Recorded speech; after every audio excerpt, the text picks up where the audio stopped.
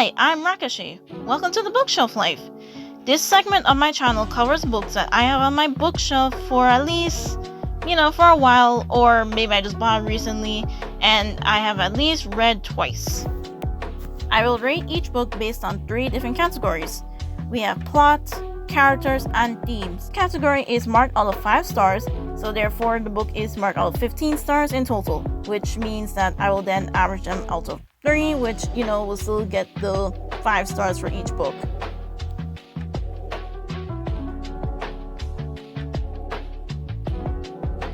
Generation Curse is Colleen Smith-Dennis' 4th book.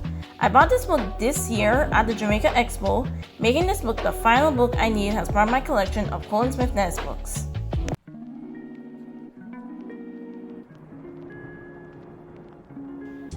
So this book is set in a rural community where everyone knows each other and the many events that create the reputation of its residents, including Miss Harmon and her family curse.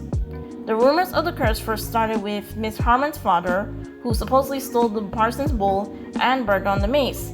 Since that incident, the family had to deal with the various terrible events, ranging from death to being victims of an accident. Plus, the family must deal with being the subject of gossip and bad luck in the community. The plot is very suspenseful and terrifying.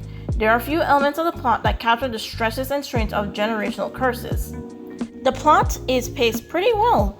The pacing allows the plot to show the ways of handling the tragedies the family goes through.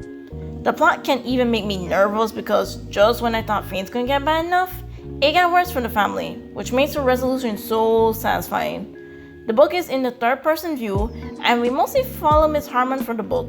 The book also has its bit of foreshadowing and symbolism, which really plays into the suspense.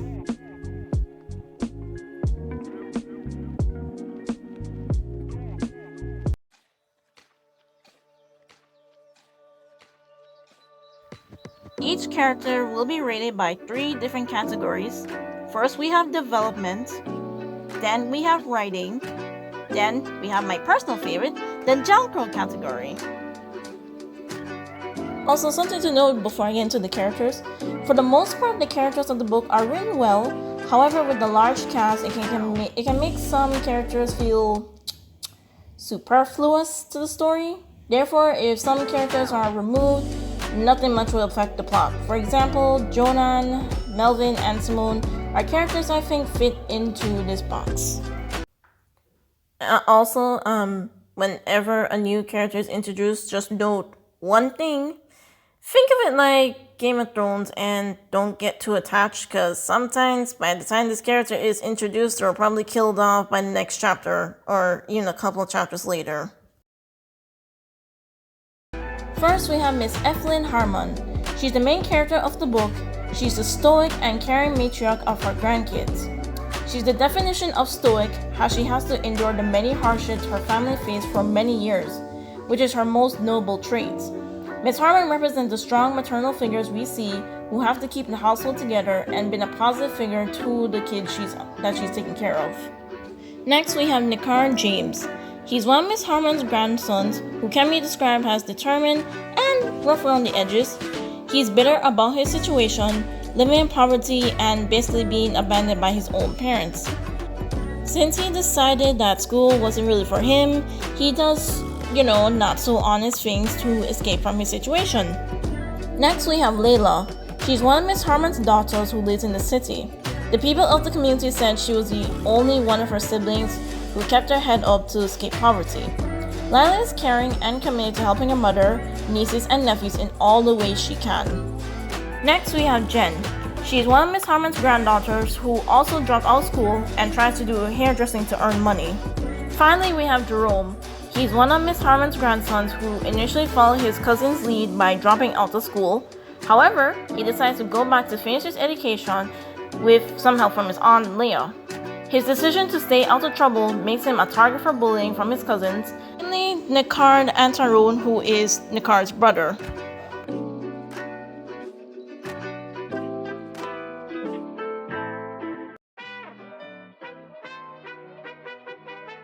The first theme is poverty.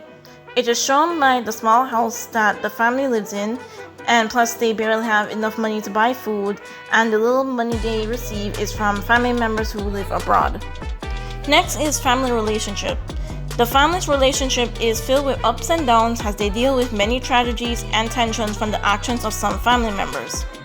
It is also shown through Miss Harmon and her grandkids as she tries to guide them as much as she can. Next, we have crime. The grandsons get involved with illegal activities for the chance of survival, despite the various dangers it can bring onto themselves and the rest of the family.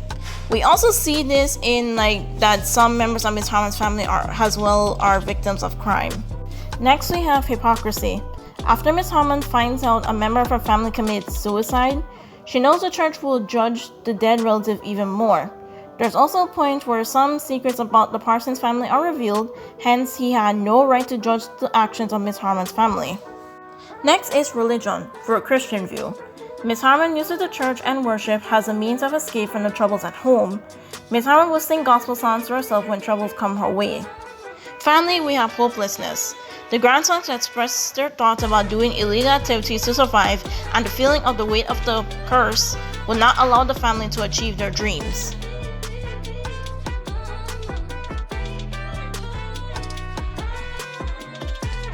So just some final thoughts. So throughout the book, there will be this big bold E, like a bunch of E's that mimic the sounds of a bird, specifically a crow, which is known to be a symbol of death. In chapter 4, the line, quote, "She had vanished like a specter," is a major part of foreshadowing. So with that being said, if you're looking for a book that is suspenseful and captures the weight of a generational curse, then this book is for you. Thanks for watching this video.